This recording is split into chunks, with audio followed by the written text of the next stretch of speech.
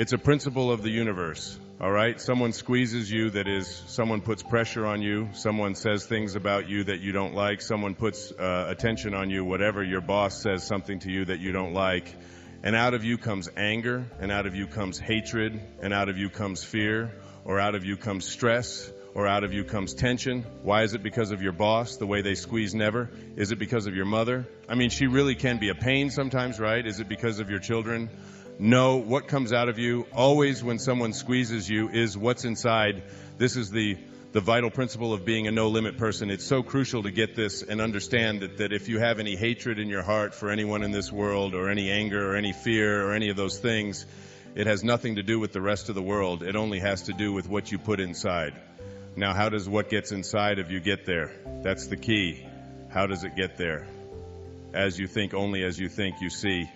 There's no anger in the world. There's no stress in the world. There's no tension. It's perfect. We've already it's perfect place. It works just fine. It's all flowing the way it's supposed to flow. The evidence for it is. That's all the evidence you need. Just look around you. Everything out there is a miracle. Everything, including you. There are no mistakes. It's all perfect, and everything that happens to you in your life, whether it's a trauma, whether it's a disease, whether it's somebody treating you in a certain way, there's a lesson in all of it. No limit.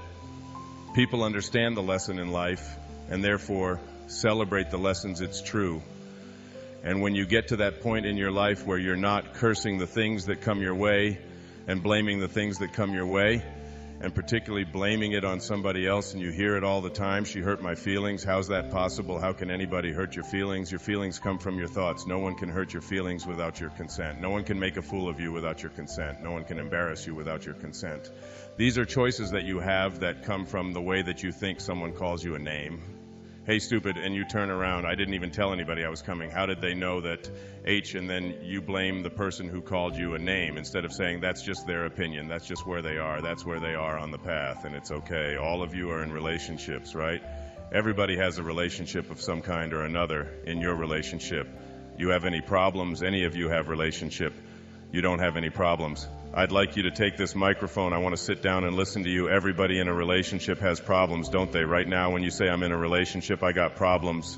Therefore, there's something wrong. Something's really wrong right now. If you're in a relationship and you have problems and something is wrong, you got to call in a consultant, right? You got to call in somebody to help you with the problems. You don't want the problems to go on. Who you going to call in? You only got yourself. It's all you got. You might get a therapist once in a while, but they got worse problems than you do. The only consultant who can help you with your problems is you. And who is that consultant that you're calling in? We've already established that there's something wrong with that person, right? Something wrong, so now you're going to call in a disabled person to deal with your problems in your relationship right now. This is a really sick approach to clearing your problems. You got somebody who says, we got a problem, you don't talk to me and I don't talk to you, and you came home week last week and this week I called you and you didn't call, and I was supposed to call you and then you didn't do it, and how can you do that? Now this is the consultant you're calling. Excuse me, would you come in and help us? I don't know if I can help you or not. I didn't come home.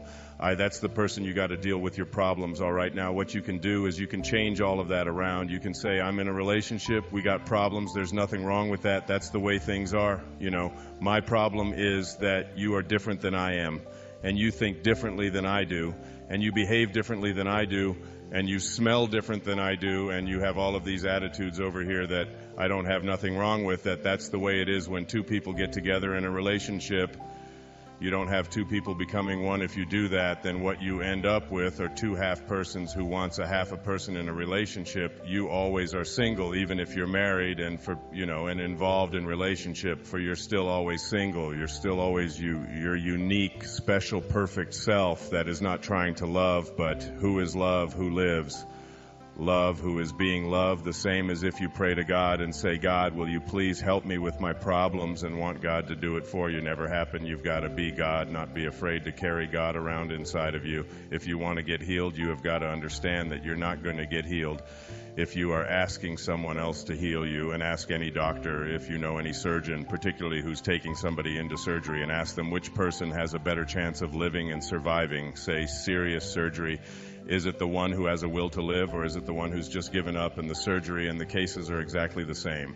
All right, but the person who has that will, which we can't define, you can't go out and get a bucket full of will and bring it in there. It's an attitude, it's an approach, it's a belief. I was reading a book that was sent to me by a friend in England. It was written by Rashad Field. It was part of a trilogy, and it was the middle book of a trilogy. It was called To Know We Are Loved, and I was reading that book, and I came across about 4 lines that just intrigued me so much. I was reading them over and over and over again, and this is what they said. I made it the display quote for this book. It said he was talking to someone who was very close to dying, and he said, "If we stop for a moment, it is possible to perceive a pattern in our lives.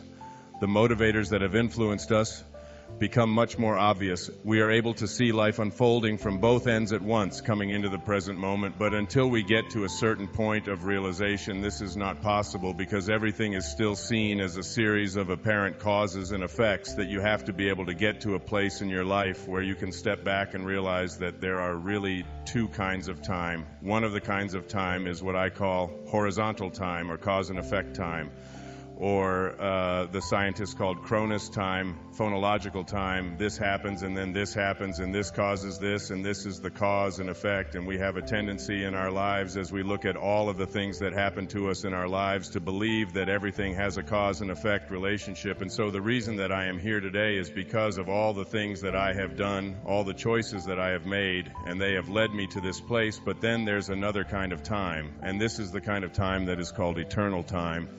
And this is a line that doesn't go horizontal, it goes vertical, it goes straight up to our source of being, to the place that we come from. And this line is a kind of time that is deathless and is worthless and is eternal, and it is always there. And when you get to a place in your life where you cross that line, when you see the place where horizontal time and vertical time cross, you have this realization that me, this personal me, this ego of mine, is not the thing that's making all of the choices, that there's something else that is involved. I called my publisher and I said to him, I want to step back. I want to step back from my life because I know that there have been forces or powers or some kind of energy that has been impacting me throughout my entire life, and I've been able to step back. And as it says in this quotation, it's so important to realize that everything isn't just coming from the past. There are things that are coming from the future, and as well, that we're all always pulling out. It's like I just talked to someone who has a little baby. A little baby's just a few months old, and I said, you realize that little baby's wisdom teeth are already there. They're not going to come out of the past. They're already there. We're going to pull them out of the future. They're not going to show up for another 20 years or so, and that there are going to be choices to be made at that time. What do you do with them? Do you leave them in? Do you cut them out? All kinds of things. But there is this sense that not only is there a chronological cause and effect time taking place, but there's this eternal time in which everything about, for example, our entire physical being has already been handled for us. And I was like, what your height is going to be, and what the color of your skin is going to be, what the color of your eyes are going to be, and when your hair is going to fall out. I know the experience very well. So what I decided to do was to take a look at what were the circumstances and the people and the events and the things that's kept showing up in my life, going all the way back to the time that I was just a little baby, all the way up to just recently at the age of 73, which is the age I am now. Is we recorded this show, something took a hold of me and said, write this. And I wrote and I wrote and I wrote, just because there was something that was pulling me in the direction of this, is something that I absolutely had to do. And I started to realize that that's really the story of my entire life, and there's a story of all the rest of our lives as well.